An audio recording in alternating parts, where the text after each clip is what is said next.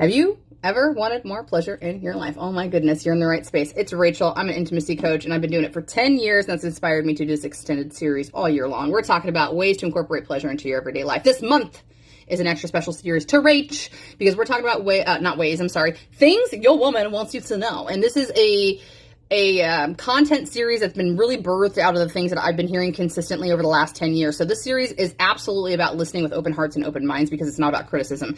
It's about the fact that typically what I find with my feminine clients is that they either have been telling you all along what they like, need, and want, but they aren't vocalizing in a way that you're hearing it, or there's the other side of the fence of women who don't know what they want, but they make an assumption that being in a relationship with a man's going to be able to provide for them. So what I want to talk about today is this conversation around low drive, which is one of the most common things that I talk to my clients about, especially in the first 1 to 7 years of my business. I can tell you that there's been a massive shift amongst the feminine where there aren't as many women who are suffering from low drive and low libido, and that's great. And I think it was definitely more circumstantial in the beginning, and these are things that you're going to want to address with your partner, is that for the feminine, typically they're exhausted. Men derive their providership through money and sex, and so if you work 40 plus hours a week and then you put money in the bank and then you bed her, you feel like your identity is being fulfilled and you are contributing.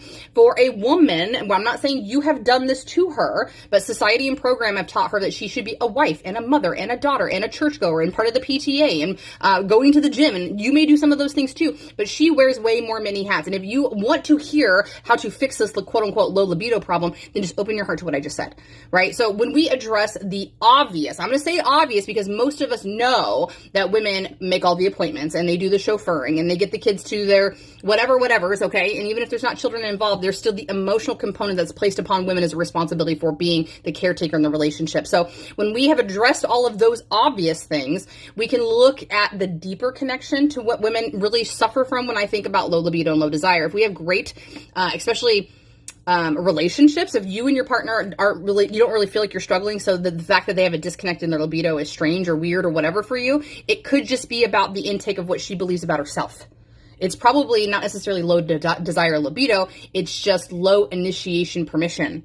Women were never given permission to be able to talk about sex or initiate sex or have high libidos and drives. So we internalize that and we make it seem as if we're not interested or we don't have high drives because what will you think of us if we do? What would my dad think of me? What would my God think of me? What would anybody think of me if I was a sexual being? So this is going to take some deep-rooted conversations and safe vulnerability that's rewarded. So ask the right questions, dig real deep, and give them the space to really explore these things about themselves so they can bring them to the surface and they can acknowledge them and then heal them and then have more sex. That's all I'm saying. Okay, I'm at the 3-minute mark. That was like way too short to really dive into that conversation, but I hope it planted some seeds to really get the conversation rolling. And of course, if you need anything, you know where to find me. Slide into the DMs and let me know if I can help. Thanks for being here. I appreciate you, and I'll see you tomorrow. Have a good day. Love your face.